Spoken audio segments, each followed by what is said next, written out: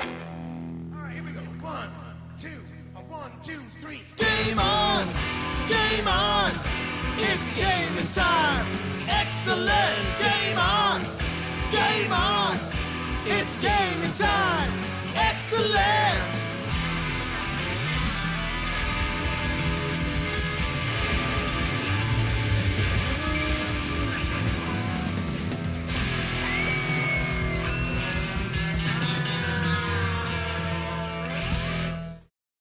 Hello, legends! Ra-pa-pa. How are we all doing? Good. How are you guys? I just realised we're all in hoodies. I know. We're all cozy. Yeah, because it's Bloody cold. freezing, man. I almost brought out a beanie. Oh, beanie gang. I mean, well, sort of. It would have been beanie gang because, like, you wouldn't have told us, and you would have been the only one with beanie. And Well, I brought it just in case because apparently we had a bit of a beanie gang going last week, you know. I want to be in your beanie gang. Okay. Is there like Awesome. gaming? Is there gamer beanies we can get? You know what we What? should do? We should get goa beanies. Hey, let's do that. Yeah. Gamer straight beanies. I'm not supporting the Adelaide Crow Sticks. This is PAX. That's what we thought. Yeah. 53 months. Look at this guy. Look at this absolute legend. Yeah, you can hear because you got headphones. Brought your headphones this week. I can hear it. Woo! Thank you, sir. Thank you He so didn't even much. hit the right button. That's I awesome. did for a change, which is kind of nice, isn't it? Hey, Mercury Cats. How you doing? There's a few legends in the chat. Mercury tonight. casts, by the way. Mercury Cats. See, my Close. glasses. See, I told you. I remembered my... Would you like, we can share this. Yeah, that would be great. That's your new name, Mercury Cats. I'm Mercury sorry. Cats in chat. I remembered the headphones, not the glasses. So we'll get it right next week. This is a Camp PAX jumper. So that's what this hoodie is. But it does look like the Adelaide Crows. I'm half pissed. Yeah. Welcome. Yeah. We got a lot to talk about tonight, but I feel that there's something very important that we need to follow up on from a couple of weeks ago that I just want to play for everybody. So I tried to make this big screen, but it didn't work for some reason. So just... That's the TikTok that there it is. That's the Pingu PC TikTok that Stormie sent me. Yeah. And I'm so in love. It's so good. I don't know what I'd like more, like seeing him go nude or the big... Yeah, The it's big like Big face. it's almost like a HAL 9000 sort of big face. I can't do that, Dave. Gamma, thank you for the sub 37 months. Hold on, damn. yeah. And sticks. Man, 53 months sticks. How many years is that? That's a long time. That's like It's almost 5 years. it's Yeah. almost 5 years. Actually, yeah, 60 months will be 5 years. It's almost 5 years. Do better. Get there. He would have, but I don't think we were operating before then. That's it. Go on. Oh, you should have seen it coming. right, Nah, bloody legend. Good on you. Thank you, mate. Appreciate Guys, it. a hype train is close. Hype train. Can I just say one other thing before we dive into bloody good games of the week? Sure. Because we've got a big show, so we've got to keep it punchy, got to keep it moving. But our new website launched today. Woo! Yeah, It so- looks amazing. Does Yeah. look good, doesn't it, eh? The Very all-new nice. GameOnAus.com. Game on AUS. GameAnus.com. So the all-new GameOnAus.com, it is there, it is ready to go, it is up, it is live, and it looks absolutely chef's kiss. It's so nice and clean. Like, it looks so good. It does, doesn't it? It looks Yeah. like a proper website that we paid a lot of money for. So, no, we're very excited by it. So thank you to Digital Hitmen, who were the team behind the scenes who built the website from the ground up for us. And a big thank you to the team and, of course, to all the Game on Australia fans for all of your support. And get along and go and check it out because it's definitely worth a good look. Hello, Arlentric. And Gamma, thank you for that gift sub to Charlie Golf. Good on you, Gam. So yeah, let's jump into the games of the bloody good games of the week. Thanks to Aussie Broadband because we got like I said, we've got a lot to talk about because it's been a big freaking weekend for games announcements. So Huge. I'm going to jump in straight away here. Go for it, mate. What do you got for us? I've got technically not out yet, but the demo's out, so I've been playing that. It's Metal Hellsinger, and it's Doom, but more music focused. Well, that's the best way I can describe it. What do you mean more music focused? So you get more damage when the music's playing and they're on next to the aiming reticle, there's arrows that come in. So they're your beat that you have to fire on. Oh, So it's like, I don't know if people saw Menthonzo last year playing a game called Bullets Per Minute. So that's a similar premise to this, but it's instead of being like a roguelite game that BPM was, it's a level, and it's just so much fun. So you get the fodder demons that you got to try and kill, and then the bigger stuff that comes up, and yeah, it's just all on the beat and all like really cool heavy metal movie. I think even like Serge Tankin's got in to do some vocals on it. So those that don't know, Serge Tankin's the lead singer of System of a Down. This is awesome. I remember when this first got announced, I feel like it would have been like this time last year or the first time they showed a snippet of it. And it was just, the premise of it is just awesome. I mean, maybe it's just the musician in me that is just like, oh my God, I really need to play this. Yeah, I just think it's wicked. Have they announced any more about like when it's coming out? Do you know? 23rd of September, I think. So this is being done by a group of devs called The Outsiders, who split from a couple of fairly big dev studios. I can't exactly remember which ones. But yeah, they've been producing this game for a while now. They've been acquired, majority acquired by another mob called Funcom, who also did Conan Exiles. And I just, like, when I saw this in the Summer Games Fest showcase, I was just, oh, this looks cool. And then they said there's a demo on Steam, and I've gone, yes, please. I will have that. And yeah, it's just such a fun game. First of its kind, right? Like flicking sort of like this style FPS. I mean, we've spoken so many times about how important games are to music, how games just really set the tone. And obviously, you know, Doom, it's such a great Doom is such a great game to take off for something like this. Mick Gordon's soundtrack. You can't imagine Doom without it now. Absolutely, right? It's not Doom without that soundtrack. But then to sort of add this element to it, I'm really impressed. I'm looking forward to playing this. All platforms? All platforms except for Switch. Yeah, okay. How much of the demo did you get to play, by the way? Up to the first boss. Okay, so how long did that take you? Half hour or so, yeah, I think. That's pretty decent. I'd be keen to install it and give that a go too. Did you feel a story from it? Because like a game like this, they could get sort of caught up in the mechanic, which is, you know, just make sure you sort of. But is there any story to this, or is it not super from the demo? Like, there's a bit of a narration going on because the character you're playing is a female demon, and there's like a male narrator talking about how great she is and how powerful she is and whatnot. So, but yeah, no real story just yet. But obviously it's a demo, so they wouldn't give too much of that away. Straight also, up. at the end of the day, I mean, that may very well be by design and perfectly right in doing so, because like you know, like there's no story to Guitar Hero, for example. The whole point is you're playing to the beat. So I think I'd just get lost in wanting to progress with the music. I think just the pleasure of hearing the music itself is enough to keep me wanting to go, next song, or, you know, whatever the case is. You're right. I want too much out of life. You're right. You're right. I just expect too much out of people. I didn't mean it to come across out of that. No, not at all. It's fine. I get it. I think I'm just easily like, please, I'm just like, that's cool. There's Max Gorn. Jinx, who broke his back. Cool. All right. But yeah, that's my game of the week. Stormy, how about your game of the week? Right. Hey, T-Ruin. My game of the week came about because of my stream community, because there was long story short, there was a joke that happened, and I said, look, if this happened, I would play KFC Dating Simulator, and it happened. So I made good on my promise and played it on Monday night. And basically, it's by PsyUp, the developers PsyUp, and I hadn't heard of PsyUp before this. So this is actually published by KFC, and for those who don't know, KFC actually have their own like KFC gaming social media accounts as well. And basically, your objective of the game is to romance Colonel Sanders, who I'm sure will pop up shortly. How do you romance him? Oh, you just have to impress them with your culinary skills. So basically, you play a character that's going to this like culinary school, and your teacher's a corgi, obviously. Because why not? Yeah. Because why not? This is your arch nemesis, like this is Ashley, and she's also trying to woo Colonel Sanders. And yeah, it's more of like a visual, like a very casual, like visual kind of novel. It's free on Steam. I think I played it for about maybe 2 hours or so, but I was also voicing every single character in my playthrough. So maybe if you're reading it in your head, you probably would get through it a little bit quicker.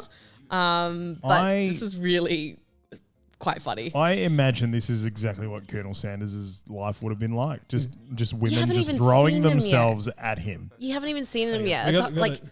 time stands still when you see him. That's not him. Who's that? That's his name is Van the Man Man. Van the Man. It just gets better. This is fantastic. That's the corgi teacher named Sprinkles. Of course, yeah. Hi, Sprinkles. There's Sprinkles, and wait for it. When the cherry blossoms blow in, that's how you know he's coming. Here we go. Okay. Oh, that's not him. No. Pop. Wait for it. Someone close the window. It's chilly. Okay. Hang on, here we go. And then he walks. Oh my God, he is gorgeous. I know. Wow. What a silver fox! I know. It was really good. Man, that And is not the Colonel Sanders that you see when you're waltzing into bloody Armidale at 1 o'clock in the afternoon for your 2-piece feed. It was really enjoyable. I think I laughed a lot more than I was expecting to. It's got a very funny sense of humor.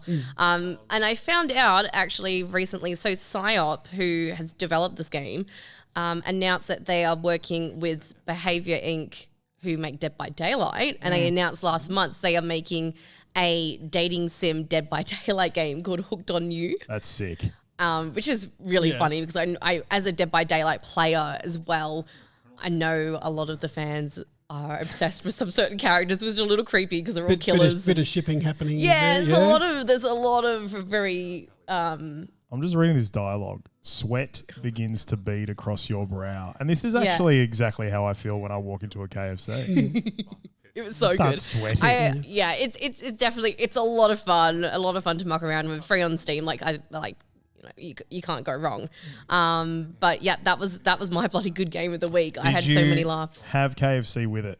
I did actually. You did. I did. Yeah, the whole package. I did. I had to fully commit to it. I see. And then like at the end of the game, I did successfully romance him, but he wouldn't let me work with him in his KFC business. So He showed you his 11 secret herbs and spices. no, did he? it didn't. No? Look, listen.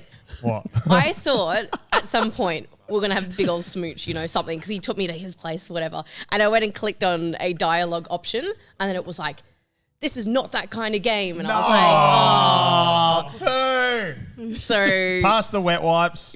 That's it. anyway, look at him. God, he is beautiful. That is a beautiful man. His first It name is. must be Fabio, the most beautiful man in the world. Cosmos. All right, well, good on him. Yeah, that was my bloody good game of the week. Bloody good games of the week, It's guys. called I Love You, Colonel Sanders KFC Dating Sim. That's the Amazing. full name. Absolutely amazing. Guys, I'm sans a bloody good game of the week this week because I was really busy getting our website ready for launch. So I just want to say that I'm sorry. I'd like to apologise profusely to both of you. I'd like to apologise to Aussie Broadband, our sponsor.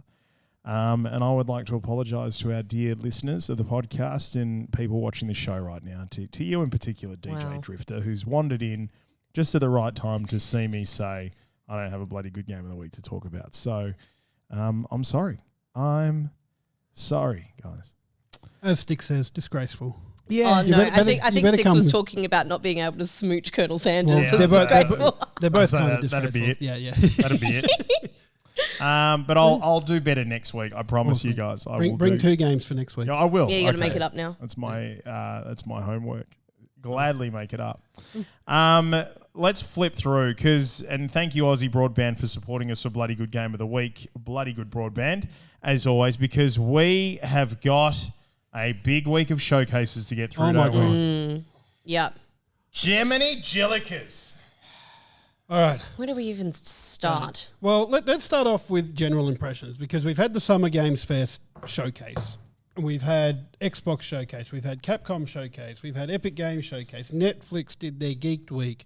Tribeca got in on it. Capcom, I can't remember. I'd already mentioned Capcom. But so many different showcases going. And it's still going. Like overnight, like they had an extended look at some of the Xbox games. And it's crazy. So much going on.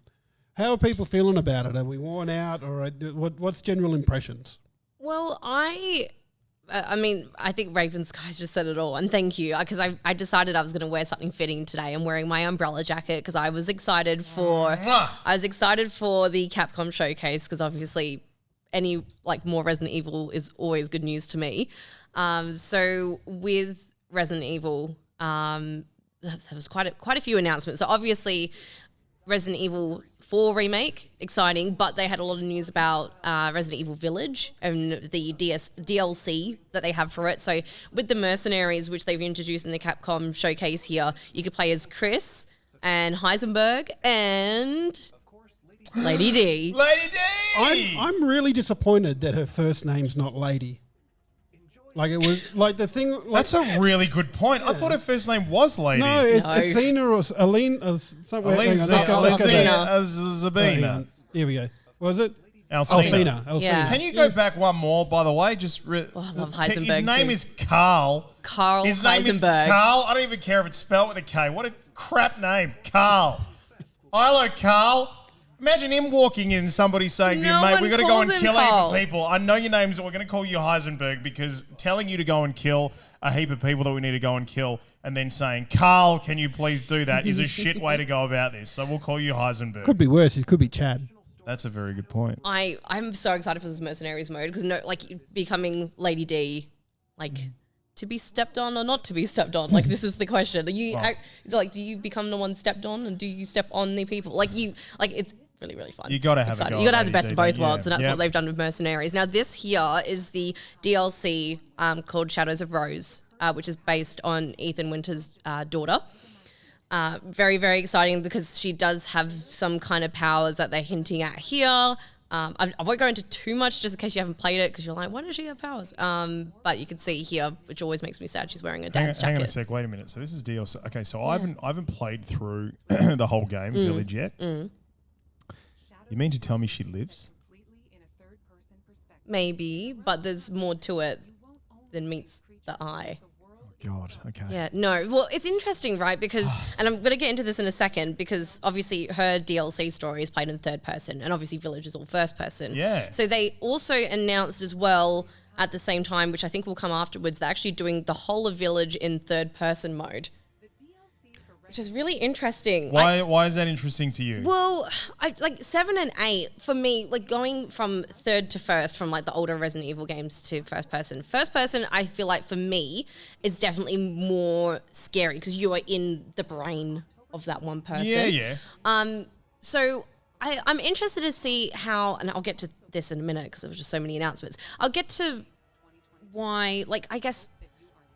Hit the pause buttons. Hit the pause button straight. Whether third person is still going to come across as scary.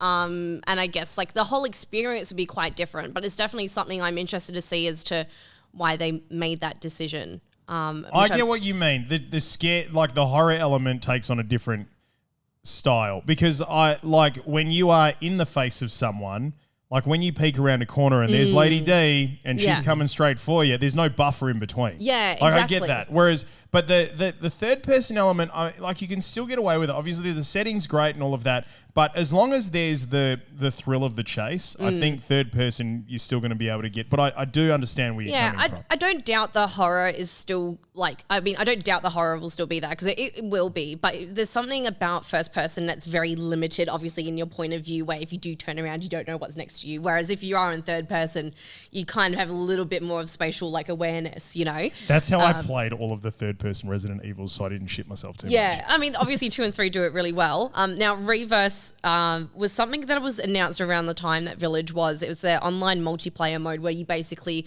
play, like, it's you versus everyone else, and you can play as, like, Leon or Jill, Chris, and you pick up these little, I can't remember what they call them because it was so long ago, these, like, vials to turn you into some of the iconic villains to take down the other players and stuff. Sick. And it didn't get talked about for a very, very, very long time, and only just now they've announced, I believe it's coming out in October. I feel like it is on or around the same time that the Village DLC is coming out.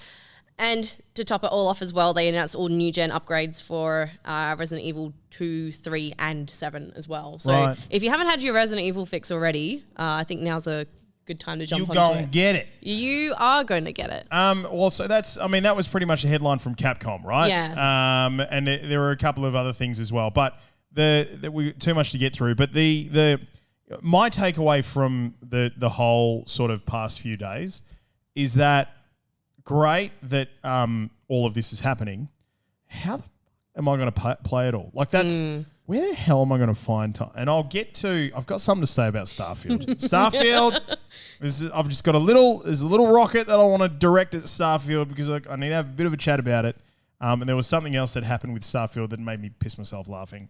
But basically, so we've done Capcom, Summer Games Fest. I mean, we pretty much, the three of us were talking pre-show when we were sitting down in our production meeting. It was kind of like...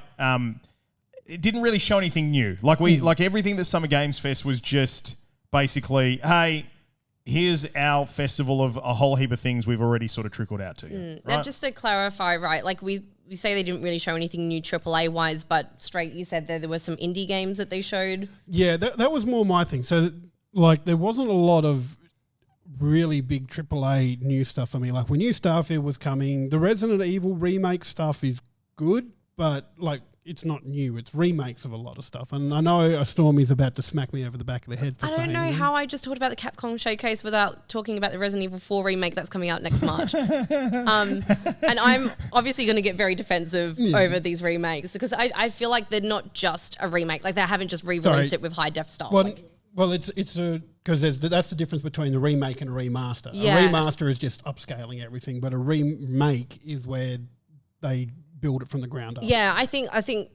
the almost, because this is exactly the words they used as well for the Resi 4. I promise I'll stop talking about Resident Evil in a second, but you will. For the 4 announcement is basically it's like almost like a reimagining. Like they're still going to stay faithful to the original game, but obviously give it that new kind of modern touch and treatment that 2 and 3 have been given. But it's still an existing game. It's still going to take those elements from them, and it's even like Last of Us Part 1 is getting a remake for PS5. That was always going to happen. That was always going to happen. I know, but it's not that old. Like people are telling me it's 10 years old, but it's not that old a game. And I feel like there is just so many remakes and remasters out there that, and they'll get sold as a new game price. And to me, I'm getting off topic a little bit here, but I felt like that was a lot of what this was. And to me, the good things that come out of this were the indie titles. It was like Devolver Digital Showcase, who are just amazing in everything that they do. And I don't think I have it up here to have a look at. But like if you haven't seen it, go watch the Devolver Digital Showcase. They always do such an amazing job, and they've got that. I think it's Nina is that reoccurring character that comes out every time they do a showcase. But it came out of there. Plucky Squire came out of there, which I am just so ridiculously pumped to have a look at and play. Announcement of the week. Like for me, no doubt, announcement of the week. This game just looks like it's on an absolutely completely unique, different level. I love so we're watching the sort of initial introduction clip, right? Where we come up to the book, The Plucky Squire, E.N. Arthur. And upon seeing this is what I thought, that once they sort of jump into the book as the game, this is what I thought the game was going to be. And you know what? I would have been perfectly happy with that. Me too. This looks really damn cool. It's gorgeous. Absolutely gorgeous. So, you're sort of mucking around through this book and it goes from top down sort of Zelda style. There's one of the original Nintendo Entertainment System games, Punch Out. Yeah. Right? Like there's so many callbacks and then bang, he does this, he jumps out of the book and it all goes 3D. Yeah, it's freaking crazy. Like I am... It looks amazing, and then when it keeps going on, so you're running around the play center there, and then you're jumping into other things. I like cups and all sorts, and it just looks so amazing. And to me, looking at this title, hands down, beat anything AAA that came out. I agree with you. Right in saying I'm trying to fact check like myself here. Is this an Aussie team? It is an Aussie. I think it is. Yeah, Brisbane. Yeah, it's called out of Brisbane. All Possible Futures. That's the Aussie video game studio that's made this, which is like And it makes me really proud because I'm just like, oh, this is awesome. Oh, absolutely. I think I did have that in my notes here. So your Aussie yeah, studio, all possible futures. So, like, for me, the thing that I love about this is that there's a lot of throwbacks to a lot of the games we grew up playing. There's obviously the top-down sort of, you're playing as Link, Legend of Zelda style. There's Punch-Out. There's a lot of, side-scrolling 2D platform style. But, yeah, when you start seeing things, as you were sort of speaking to straight, when you start seeing things like how they've integrated this room into the gameplay and you're having to play through the side of the mug and play through other sort of bits and pieces in the room, far out. I'm just absolutely blown away. Yeah. Pav's in chat. I knew Pav was going to be up for this game, 100%. This is definitely a Pavlova game. Definitely a Pavlova game. Definitely. Can we just go back? Just one point I wanted to make, and it was about, the remake we were talking Last of about Us? before. Yeah, Last of Us. 10 years ago, right? And I get what you're saying. Like, there's a tiny little piece of me that, like, sort of stews away when I know that to play that I'm going to have to, bless you, fork out again just about full price probably to play that game again, right? But on next gen. But that game was released 10 years ago. There's an 8-year-old kid who was born 10 years ago who's now 18. You know what I mean? Like that's like that. And that game still holds up today. Yeah. And look, as someone that loves retro gaming, I'm all for going back and playing them, but make it backwards compatible so that you can go and buy a PS3 copy and play it. And yeah, it might not look as good, but I feel like it's. You think it's a money grab? I think is that part of it? You think it's a money grab? I don't want to go as far as to say that, but it remakes and re-releases do sort of have that feel to it. It feels like that. We don't have any original ideas or concepts, so we're just going to re-release our really big game from X, and people are going to lap it up. Sorry. No, you go. I was going to say, forgive my bias here because I'm going to make the Last of Us remaster comparison to like Resident Evil and stuff. As far as I'm aware, the Last of Us remake, or not the remake, well now they're calling it the Last of Us Part 1, I believe, for the PS5 that they're making. There's no new content. It's still the same game, though, isn't it? Didn't they say they're bringing multiplayer into it? I think because the original had a multiplayer mode. Are they just reviving it and bringing it back? I'm not 100% on that. I thought I vaguely remember something about multiplayer. I just think, I don't know. It's like if anyone out there's seen the visual comparisons between The Last of Us that you can play right now and the PS5 ones, they're incredible. They are incredible. Visually stunning. I would look at it and it's almost like weird, like uncanny valley because they look so real. Yeah. And I'm not denying that. And it looks amazing, but it's the same game. Yeah. And I agree with your point there.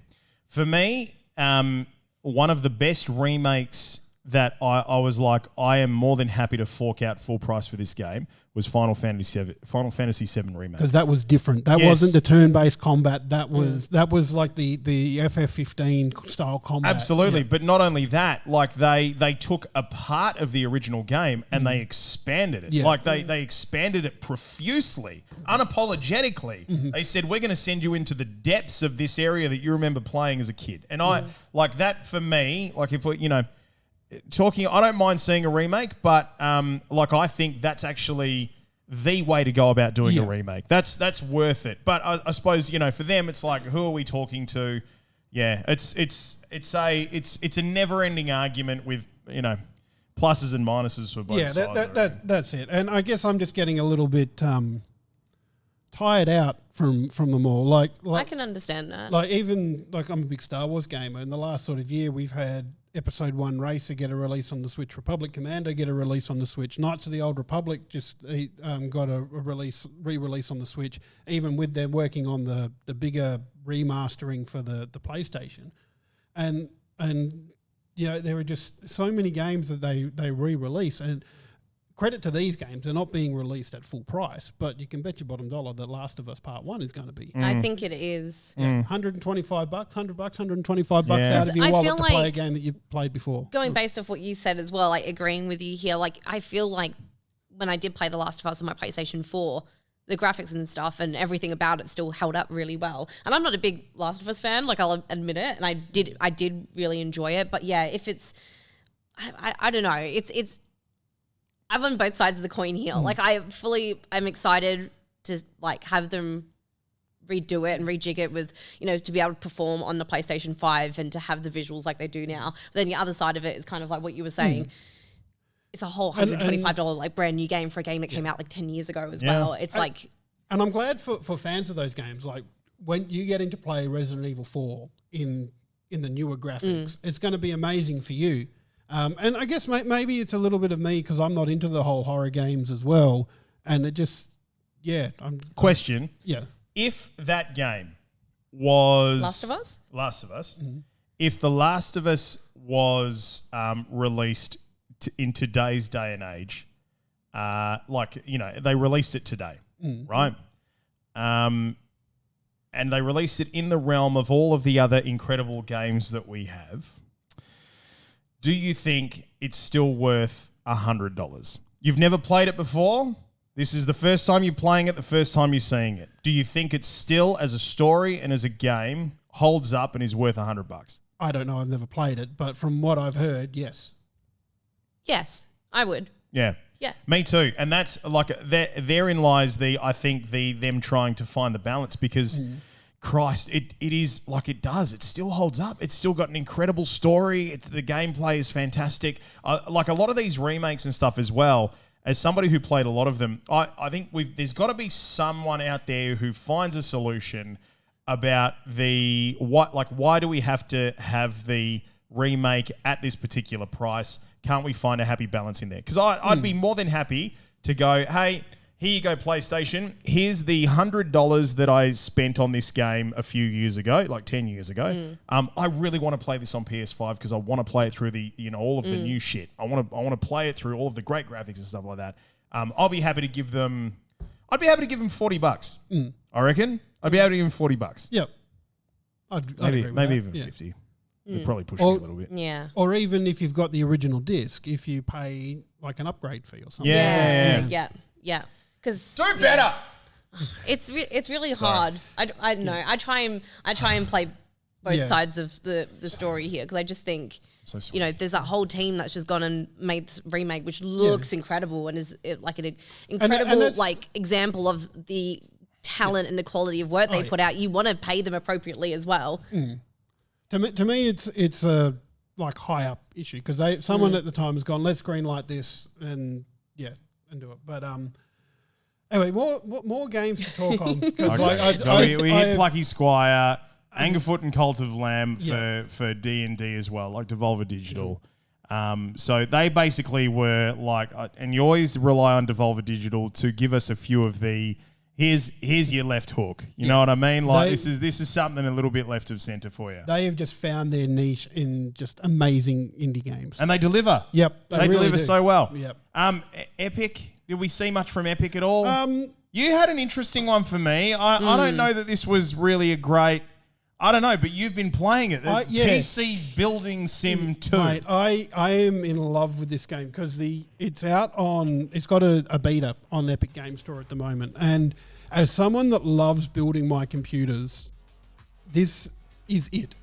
Like, this is legitimately it. This is every single cable and component you can remove. Right. Yeah, you can put all the lights in, you can put your water cooling in it, you can put stickers on the outside, and they've gotten on board with all the different manufacturers around. So you'll see the RTX 3080s in here, so you'll be able to get a virtual one even if you can't get a real one. But it's just...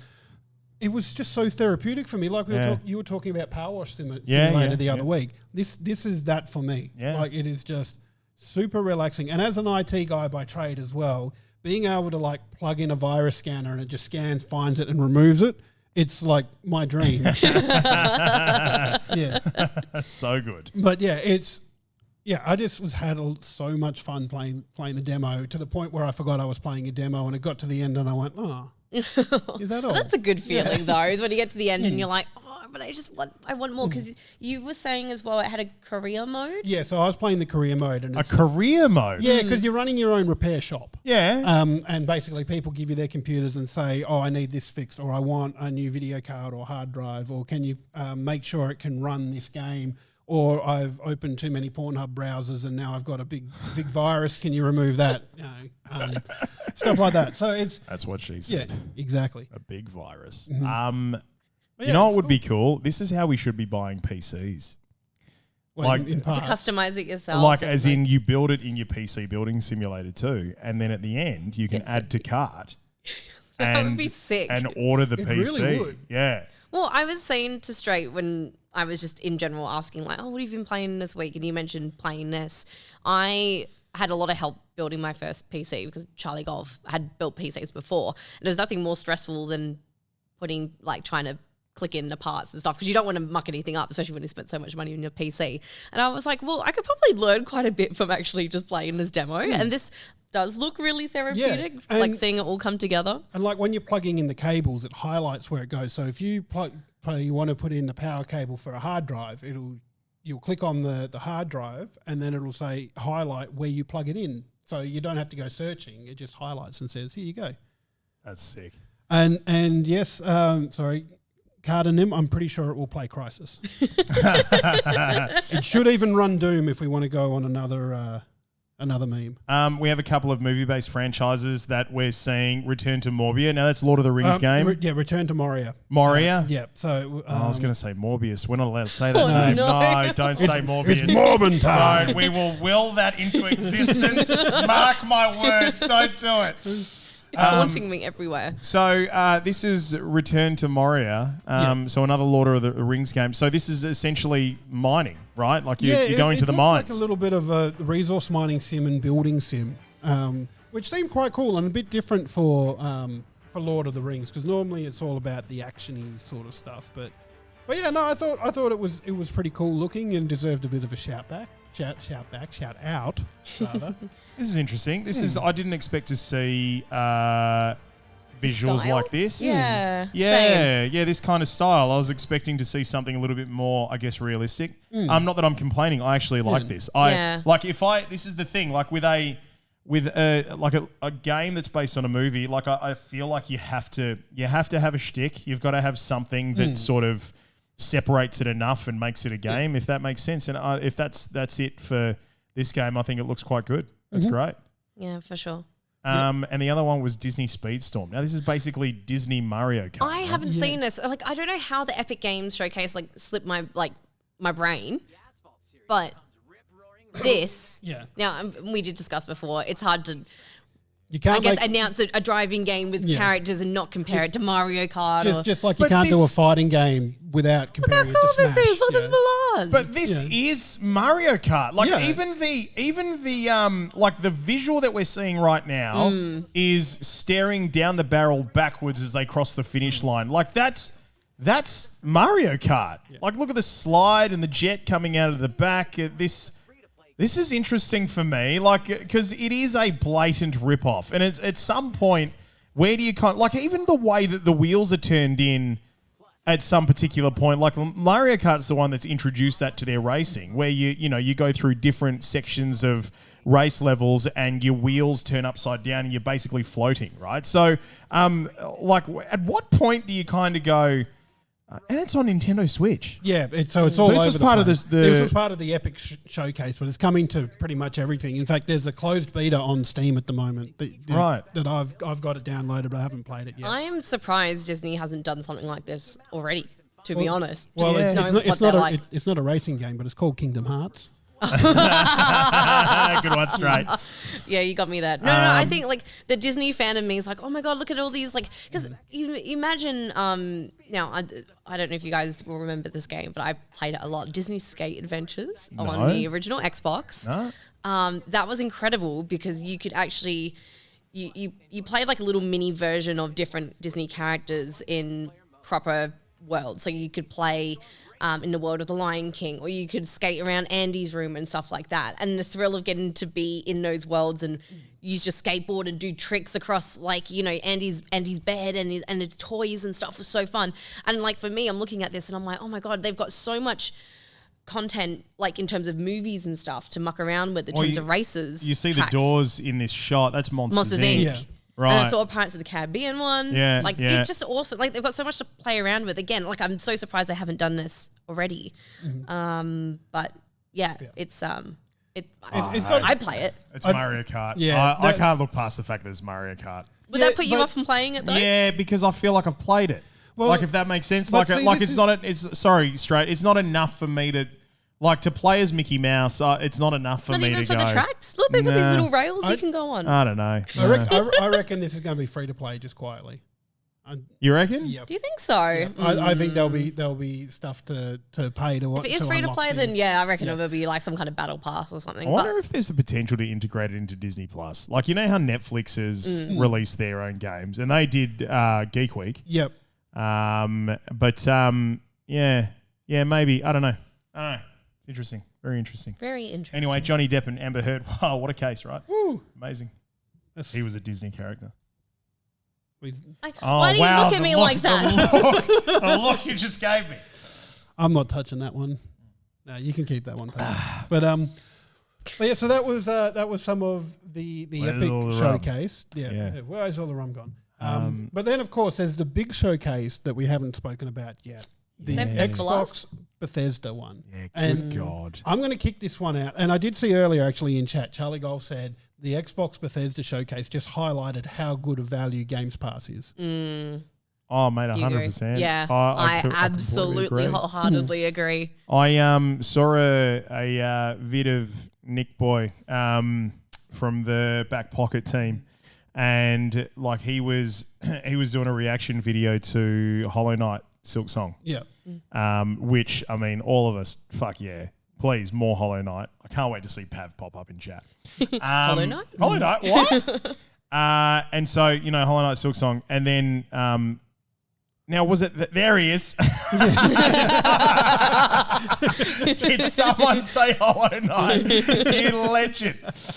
Now, I'm pretty sure this was the one. Was it day one Game Pass? That this is, yeah. So everything that they announced was pretty much day one Games Pass. I mean, you look at the slate over the next 12 months of the shit coming out from Xbox. It's like, what? I feel like we're spoiled, like spoiled for choice. Yeah. Yeah. Mercury mentioned it in chat, and we're going to talk about it in nuts and bolts afterwards, myself and Natty. But the Riot stuff that's coming. Oh, man. My God. League of Legends, all champions unlocked. League of Legends That's Wild Rift on the huge. mobile, all champions unlocked. Valorant, all agents unlocked. Yeah, Through Games Pass. Like, I mean, me and Natty alone, I'm actually surprised. We haven't talked about it because we both play like TFT. Well, I think Natty plays more TFT, but I play a lot of League, and I'm fairly new to it. And obviously, unlocking certain characters has been part of my online journey, I guess, playing it. And now knowing that, you know, even playing Valorant, like all those agents, all those champions and stuff, like I think select little legends from TFT will be unlocked to use is like really hard to wrap my head around. I think it's really, really interesting. And Foundation stats in Legends of Runeterra as well. Their card Oh game. yes, and there's some Wild Rift perks as well. It was insane. Like I did not like that wasn't on my list of things I expected to see at the Xbox Bethesda showcase. As soon as like KDA music started playing, I was like, I beg your pardon? I was like, what's going on? And I'm like shouting out to Charlie Golf, what's going on? What's Riot doing with Xbox? It's insane. Like, how do you even keep that a secret? Yeah. Like, that's the thing. There was that was no chat about it huge. whatsoever. I do want to show off one game though that we spoke about this beforehand, but it's just so goddamn creepy. And like I looked at it and went, What's this? This is Scorn. Scorn. Turn it up. Join me as we explore Scorn's mesmerizing labyrinth of odd forms. And It kind of looks a little bit like the background of Prometheus, the movie. Yeah, yeah. in the middle, That doesn't though. That's desolate hellscape, Jesus. filled with biomechanical contraptions, part flesh, part machine. An industrial civilization now lying in decay and ruin. Okay, well, there's your A plot hidden story. fauna Yeah. sleeps What happened to within him? The underbelly of the world, wanting nothing more than to be left undisturbed. But it's just creepy AF, man. Like everything looks Has very been moist, carefully crafted with for lack of a great better attention. word. moist. Everything is focused look, on ooh. building a specific atmosphere. It's Yuck. From a unique, But like, organic also, it looks really ecosystem. cool. Like I say yuck, but like, Yuck, but awesome. but awesome. Yeah. Yeah. it's a little pods from the Matrix. Yeah, like Spawn has Who's This is a lot. who's the dude you're playing as? Do you know? I don't know. I've only looked at the trailer, but I just went, it's wow. I like the concept of biomechanical, like the marriage of flesh and machine, but in particular in the way that they do this, because it's interesting. I would have loved to have gotten into the heads of the design team early on when they were sort of conceptualizing this game, because they could have gone down the line of like, space sci-fi, Yeah. right? Where everything is like light and bright and metallic and all of that sort of stuff, and they go biomechanical this way.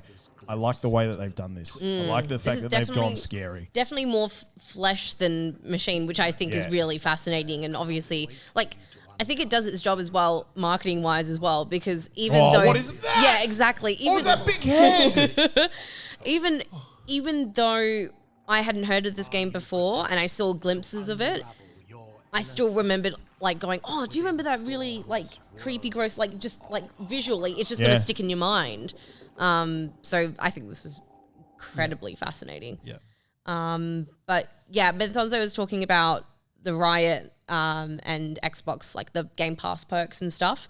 It says people at the mid to high end of ranked already have all the characters unlocked anyway and have a general good idea of mechanics, which is true. And I think, which I'll quickly touch on as well, I guess for someone who's new like me and still trying to build up their library of champions, now knowing that I'm going to have all of them accessible to me on Game Pass is almost a little bit overwhelming, but I can see how maybe for people who are intending on playing for the first time, like that's going to really open up their horizons to having basically every character at their fingertips and not having to hopefully get that champion shard and unlock them. I think it's a really fascinating thing that they're going to be doing, and I'm just interested to see how it plays out. I think we're going to see our mix of pro players and casual players, right? Like exactly what happened with Overwatch. Now, Overwatch, everybody pretty much landed at exactly the same time. But what ended up happening was the competitive went one way, and they got stuck into it as much as they could. And then there was a plethora of being able to play it sort of casually, and they found their people. And it's going to be the same here. As someone who is I don't know if you guys know this, but I was a former general manager of LCO team. I did not know that. I didn't know that. Did you know that? Oh, that's interesting. No, I don't. Right, okay. So, wow, crazy. Absolutely crazy. Tell us again, Pete. I was former general manager of an LCO team that went to MSI, actually, and Wow. made it out of group stages, which was Australian history, but no big deal. Pension@GG, of course, yeah. Seeing these guys play professionally, and they have been like playing this game since it started, and they've been working at it, and they work at it around the clock, and they're going to be your top 10% of people, right? But I think the opportunity that this brings Riot, and I personally, looking at the figures in terms of like playership or player base across the globe, League of Legends has been in decline for a while. Right, so like something to arrest that decline, partner with Xbox and release it on their platforms, and all of a sudden you just boost that potential player base tenfold. And the other thing is that Xbox being a sort of a more broad open audience, it takes away a little bit of that. Oh, League of Legends is too hard, and it's esportsy. Like, you know what I mean? Like it sort of opens it up to those sort of casual players to have a go at it, and I think it's a very clever move by Riot. I think we all sort of see Riot as this incredible bastion, which they are in their own right, and they're so incredibly successful, and they make a shit ton of money, and they release great games. But Riot times Xbox is just going to blow their player base wide open and secure the longevity of that game for years to come. Like we haven't even talked about, like, I know we probably won't have time for it, we haven't even talked about Kojima. Oh my God. We don't even know what that is. Yeah. It's just he's gone, we're just working on something completely brand new. I always love it when Kojima comes out and goes, oh, we're working on something completely brand new. Everybody loses their minds. Everyone loses their minds. Can I quickly ask you something as a former LCO manager? You may. Do you- General manager. Oh, sorry, general manager. All Do you think, and this is a little segue, do you think we will see a resurgence or more popularity in Overwatch now that Overwatch 2 has a proper release and going free to play in October? Really interesting question. I think free to play will bring a whole heap more people back in. Yeah, and like a sequel is always going to bring some of the people that have dropped off from the original. A sequel is always going to bring. Yeah, I know, mate. I know Menthonzo. I get it. Right. COVID was completely different. COVID. I'm just talking about Menthonzo and what he said there. Pete, what gives you the idea that Riot's lost players? COVID brought players back, right? But I'm talking about before that, it was in decline. These are the numbers that you're talking are general global numbers. There are different numbers I was talking about, more professional based numbers. But anyway, the back to Overwatch 2. As someone who like pumped so many hours into Overwatch, the original, Overwatch 2 is going to bring me back. Same. So, and I don't know if it'll keep me around for a long time, but even if they move the needle on, maybe 25, 30% of the player base that they lost touch with, and managed to bring those people back, then, it's a great idea. But I mean, Overwatch, we spoke about this a while ago. I still don't necessarily know why we need an Overwatch 2. Yeah. Like, I still don't know. You're going to have the same slew of characters. You can still run the same content release trajectory as if you just kept Overwatch and kept releasing things. Yeah. I was under the impression they were going to bring out some like campaign-based stuff, like briefly, like what they did during the anniversary events, like very early on when Overwatch first came out, because I loved learning more about the lore and all that kind of stuff. So I was like, oh, maybe Overwatch 2 is going to give us some of that, maybe a bit more PvE or something. But I don't know. To me, it just sounds the same. I think to me, they're using Overwatch 2 to try and further justify the investment they've made in esports, because they have made a significant investment in esports, and to a degree, it didn't pan out. Like the cost of being an esports team in the Overwatch League is astronomical. Even just purchasing a license, you're into the tens of millions, right? Oh, wow. Yeah. Like, I think if we can sort of bring up the information, and I'm like dragging this out of the back of my memory somewhere now, but an initial Overwatch license I think was $20 or $30 million back in the day. While we just have a quick look, I just want to say thanks. Hello, Horty Chicken. Thank you for the sub. And Gamma, thank you for the gifted sub as well. Yeah, what a license cost. The fees were... Oh my God. They were astronomical. Okay, so I found an article from the Daily Mail. Where's the date you on take that? this with a pinch of salt because it's the Daily Mail. But however, there you go. This is from 2018, and it said a spot for a team in Overwatch League could cost as much as $60 million starting in Season 2. Yeah, so the first 12, and as it says there, that's accurate. As it says there, the first 12 paid $20 million. For their spot in the Overwatch League.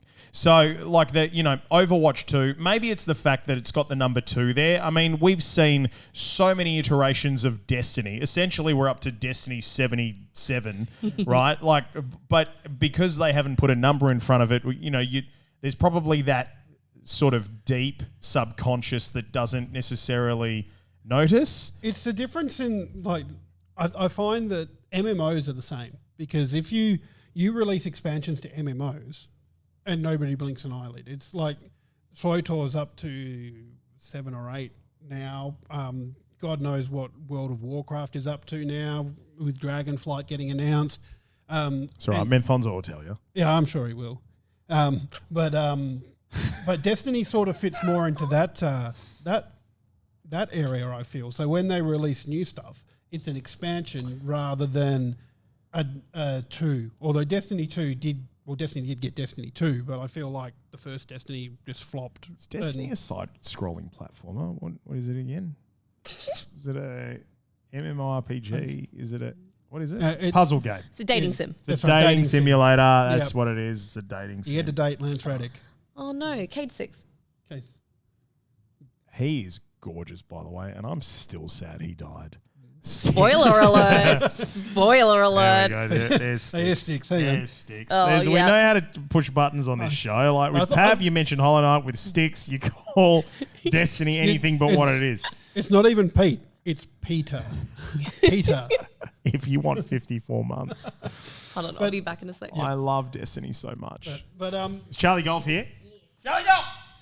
But to me, that like Destiny fits into that more of a mold, and whereas Overwatch was defined by being Overwatch, it was Exactly. and so it makes sense if you want to move it forward to have an Overwatch 2 rather than having an expansion, because there was no story to go with it like Destiny or where's that coming from? Go away. Oh, it'd be that Daily Mail story with a pop-up. Go away. Yeah, so it makes sense as a multiplayer only game to go away from that if you're bringing something new. But from what I've seen so far, with all my zero experience of playing Overwatch, It's just a lot more of the same. yeah, And that's coming from someone who played a shit ton of Overwatch. It appears at this stage to be a lot more of the same. And that might be okay. I mean, we're yet to see. Time will tell, as with these things all the time. Like, it's not as easy as going and just sort of throwing it out there, but time will tell on that. But yeah, if it's just more of the same, we'll see a heap of people come back because they'll be curious. And then Charlie Golf. He's got red rooster chips. No, thank you, mate. I'm on a strict diet this week. what of carbs? No, I'm being legit. I know I had pasta before. But when you're Italian, you have to have it at least once a week, or you lose your Italian card. Hey, we're not far from 6 o'clock. In fact, we're just about to hit 6 o'clock. Can we? Was there anything else, or should we dive into Starfield? I think let's dive into Starfield. Let's dive into Do it. Starfield. All right, let's feel go. you're itching to talk Let's about go. it. I'm itching to talk about Starfield, mate, because there's so much that I want to talk about. And, being called No Man's Skyrim and all of that sort of stuff. And we spoke. So on a Monday night, let me bring you into the Game on Australia core content team and how we go about our things. On a Monday night, we have a team catch-up. And we talk about content for the week and what's happening, what we're going to look across. And everybody's there on a Monday night. Writers, the video guys, audio, everything. And this came up. And Zulu made a really good point. He was like, I see all the memes, No Man's Skyrim. But he said, you know what? I loved No Man's Sky. I love Skyrim. So, fuck it. Why can't I have a No Man's Skyrim? Why the hell not? I agree with him. I absolutely agree with him. But of course, when you see the comparisons that have been put up throughout the entire week for this and No Man's Sky, it's literally No Man's Sky. It's literally the same game. No Man's Skyrim. What were you saying was the same game before? No, the remakes. Oh yeah, the remake. You know what they've done? They've done a No Man's Sky remake, and they've called it Starfield, whatever the fuck it's called. I saw, I don't know whether you saw this as well, that someone did a side-by-side video of some of the similar mechanics of Starfield and No Man's Sky together. And even some of the creatures The and mining. stuff were like... Yeah, the mining is the same. It's like laser for laser. And then the other thing that they talk about, 1,000 planets. Now, you know what I did actually appreciate about No Man's Sky? Here's what I went with No Man's Sky. They went infinite number of planets. Now, I don't know whether or not they actually meant this at that particular time, okay? But I am going to give them the benefit of the doubt that at some point somebody had the conversation and went, guys, if we tell people they've got 100,000 planets that they can explore, they're going to go, how the fuck are we going to get to all those planets? So they went, you know what? There's an infinite number of planets. You'll never visit them all. There's just a heap of planets and it's a brand new thing and yada, yada, yada. These guys have gone, there's going to be 1,000 planets, which says to me they expect you to visit every single one of them. I don't have the time to visit 1,000 planets. I also feel exactly the same because I am a firm believer that there is such thing as an open world game being too big, right? Didn't they say the first city is bigger than... I need to find something. I just think it's like if they're saying, and this is, I know I've said this before to you as well, but if you're saying that there's 1,000 planets, I am expecting all those 1,000 planets to give me a different experience. how do I know they're not just 1,000 planets, but they're just going to be like just that little bit different from the first one? Like, Well, I think they will be. I mean, because like, look at this right now. What we're looking at, okay? This is planet. Say, for example, this is planet 1, and you are in a laboratory. Now, this actually may be storyline, and this may be the first part of the game, and you're escaping or something. We don't know. But say, for example, this is this game. This is the first place that you visit, and you come upon this city. Now, this is one city in an entire planet, okay? And then there's 1,000 of these on that one planet. And then there's 1,000 planets with all of the... Like, to me, how can you possibly make each and every single one of them different? I just... It's impossible. It's completely impossible. I was reading over my notes. It's because I was watching the Xbox showcase. I was making notes as I was going along. Hi, Nana. Welcome. Nana, this is Nana 51's first time listening to this panel. So thank you so much, hello, Nana. Hi, It's Nana. Lovely to have you here, Nana. And, but yeah, was going back through my notes, and the notes that I made for this one. See, look at this planet. This This is the Fruit Ninja planet. is a Bank West planet. Yeah. We're in an ad, Charlie. Yeah, We're in an ad, yeah, Charlie yeah. Golf. But yeah, and the note I made was 1,000 planets sounds exhausting. yeah, it really does. Like, I agree with Haughty Chicken as well. Haughty Chicken said, the 1,000 planets worry me. Like, what if they're just empty with other than a few resources and bugs? Like, that's the thing. Like, I just think it's... Like, I appreciate the excitement they have because they're like, yeah, we've got 1,000 planets. But I'm like, am I really, really, 1, going to want to go to every single planet? 2, how different are they going to be? 3, do I even have the bloody time to go visit 1,000 planets? Like, you're going to have to really incentivize me to want to travel absolutely everywhere. I think this was the... So we're looking at New Atlantis. Now, I think they said there's a stat somewhere that New Atlantis is bigger than two of the major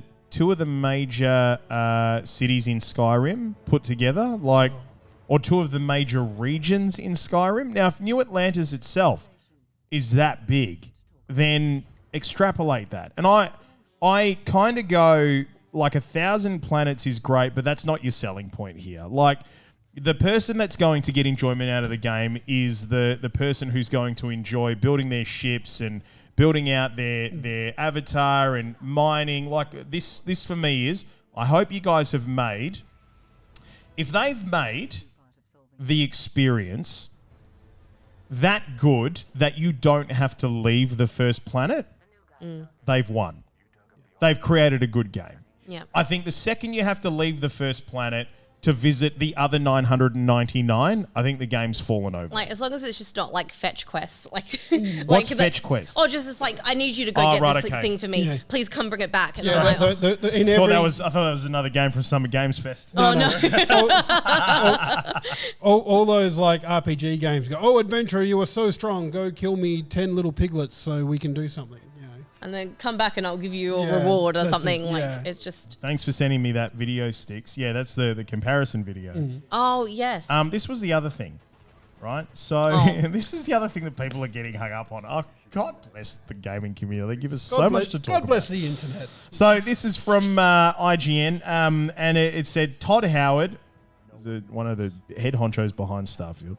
He said that Starfield won't allow you to fly seamlessly from space to its 1,000 explorable planets.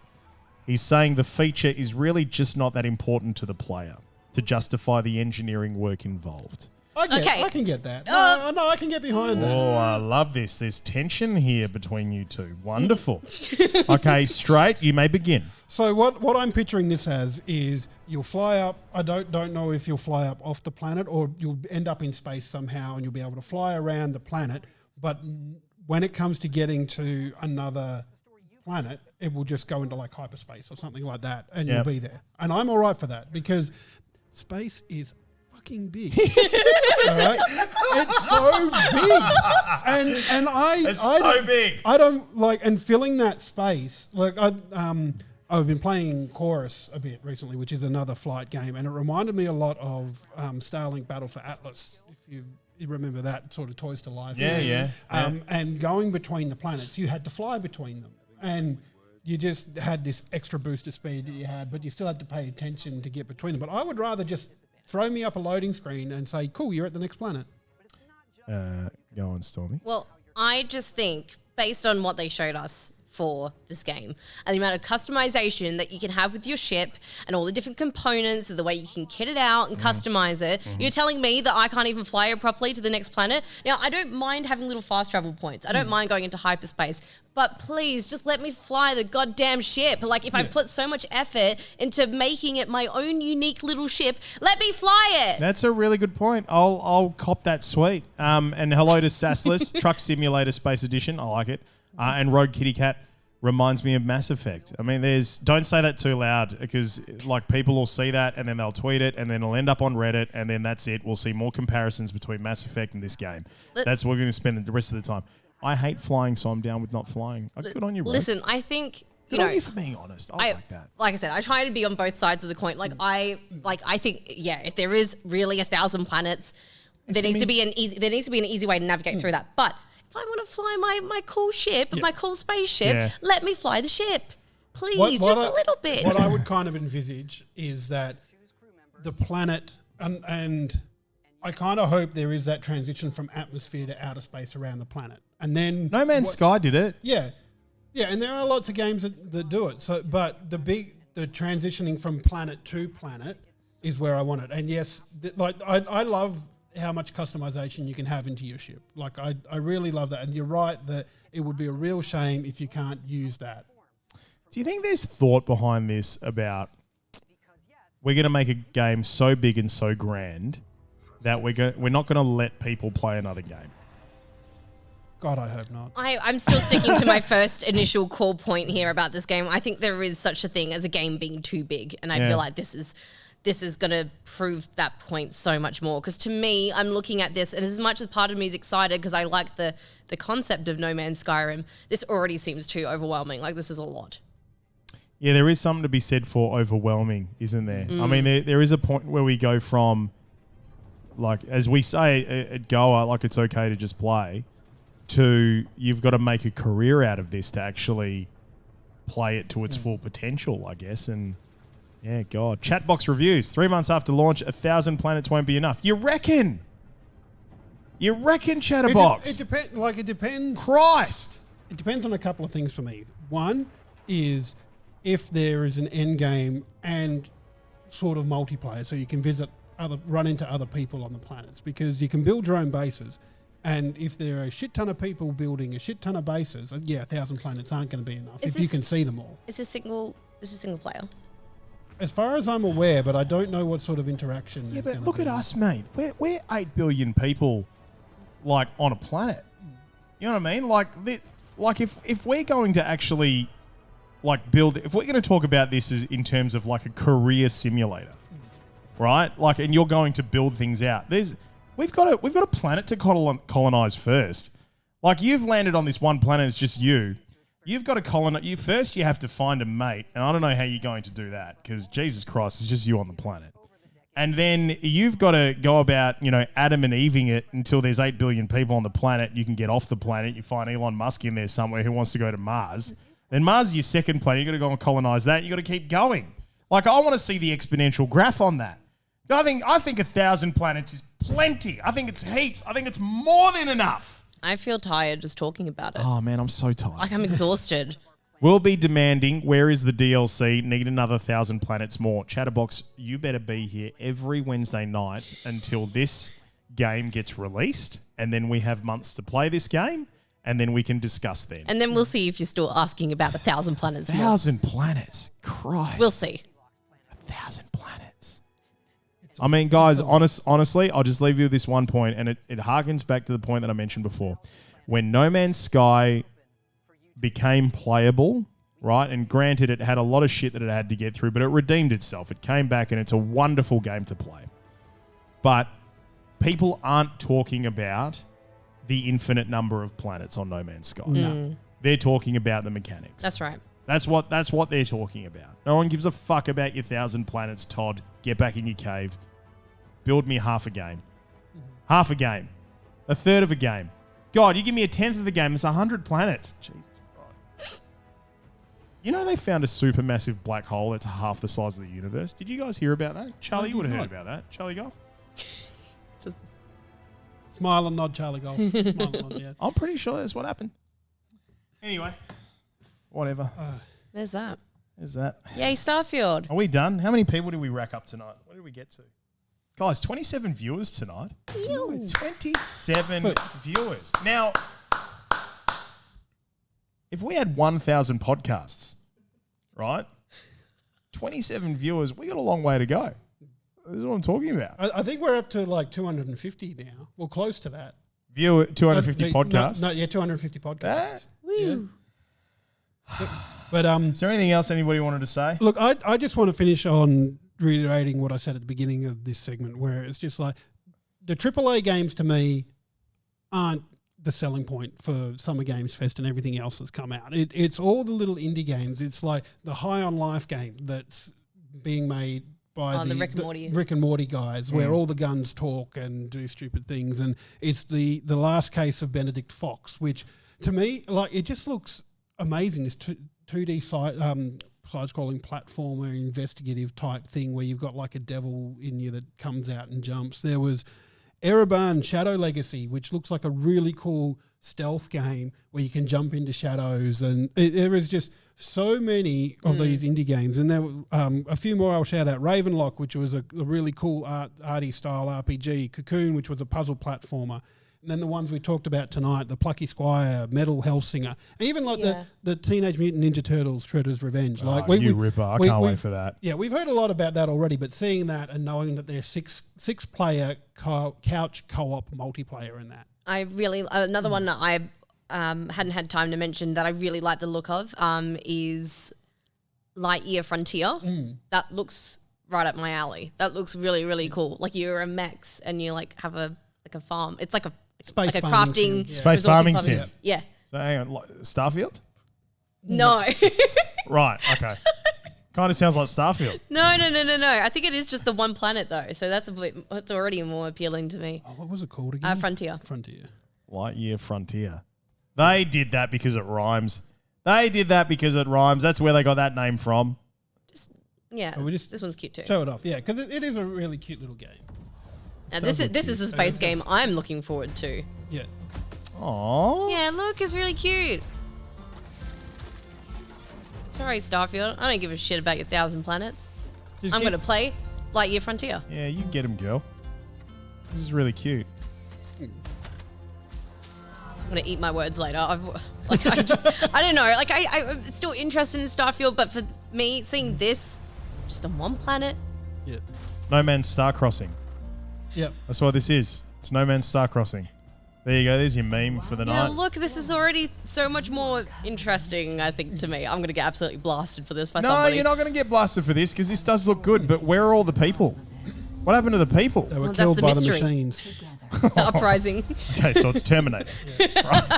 But yeah, to me, like, and maybe it's getting older and growing up and having so much other stuff to do that sort of a game that I can play for a bit. Like, I've had so much joy just going through Games Pass and going, oh, cool, that indie game looks good, that one looks good, and spend a few hours playing it and then put it back down again and be done. I was going to play Cat Stevens while you were, because this is a very sort of Cat Stevens-y speech. It's not time to make a change. Yeah. Just relax, take it easy. Yeah, but the issue is I just had a moment where I was like, no, we're going to get DMCA to play that because this is on Twitch. Quickly. Okay, so you had to pick one. All right, you had to pick one. Everything else, somebody sort of kicked the rest to the curb. You had to pick one great announcement where you were like, this is the only one you get. We're going to burn the rest. What are you going with? Resident Evil 4 remake. Of course you are. Plucky Squire. Plucky Squire. Yeah, it's got to be Plucky Squire for me. I'm really excited by that game. Look, if I was going to choose an indie one, I'd probably go either Plucky Squire or Lightyear Frontier. You can have Plucky Squire, and I'll rethink it and go Metal Hellsinger. No, you know what I want? What? Starfield. Nah, Plucky Squire. Bring it on. I can't wait for that. It's gonna Let's be do amazing. All right.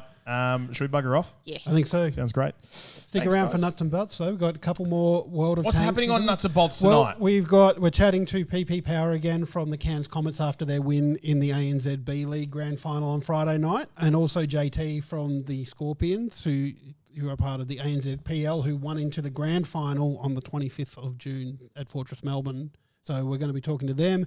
We're going to be talking about a few little things like the LCO's back. So we're talking about that and how Peace lost to Mammoth on Monday night. Yeah, which Jesus I don't. Christ. For those who don't know, Mammoth are one of the lower teams in there. And Have been forever. Yeah, Forever and a day. And Peace are sort of like mid to high level. Well, And- Peace were the world's representatives. Yeah, they went to So, Worlds last year. Yeah, I don't know if I told you this, but I used to be general manager. Really? of, Oh no, I didn't know Eagles. that one. No. On the LCO. But yeah. But yeah, and then there's some HCS news. We talk a little bit of COD because there was an Australian player that was playing in the COD League in America that did really well. And there was something that came up. I want to mention it here because I reckon we got a lot of parents listening, but it was one that Natty, who's my co-host on Nuts and Bolts, brought to my attention, where the Fuse Cup Yes. are running this competition for schools, and they're doing like a year for Just Dance competition.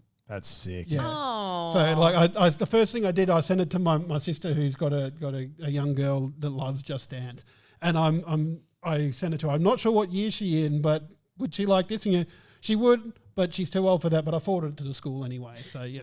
That's hella really cool. cool. Yeah. All right, well, hang around for Nuts and Bolts coming up next. Plenty on this week as well. Streamerholics back on Friday night, which is our streamers chat show, all about content creation. And, of course, the brand new website, the all-new GameOnOz.com. If you want to go and check it out, we'd really appreciate that. You can also, by the way, while you're on the homepage, if you scroll down a little bit on the right-hand side, you can subscribe to the newsletter. So we're going to start pumping out a newsletter. Join the Discord. Come and check us out. Tell your friends. We'd really appreciate it if you could tell your friends. And also the podcast. If you find the Game on Australia podcast, give us a nice, juicy, fat 5-star rating and some other bits and pieces. Only if you liked us. I mean, if you want to give us a 1-star, that's fine. That's totally fine. We won't cry, I promise. It's not fine, but it's totally up to you guys. Also, thank you, Aussie Broadband. Bloody good game of the week. Bloody legends. Thank you. are. So bloody good. Ta-ta. Bye.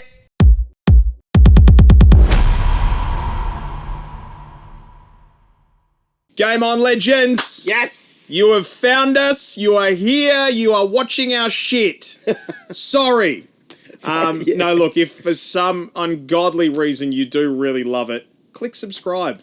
It means that you get notifications and stuff when we upload more of this gear. So, yeah.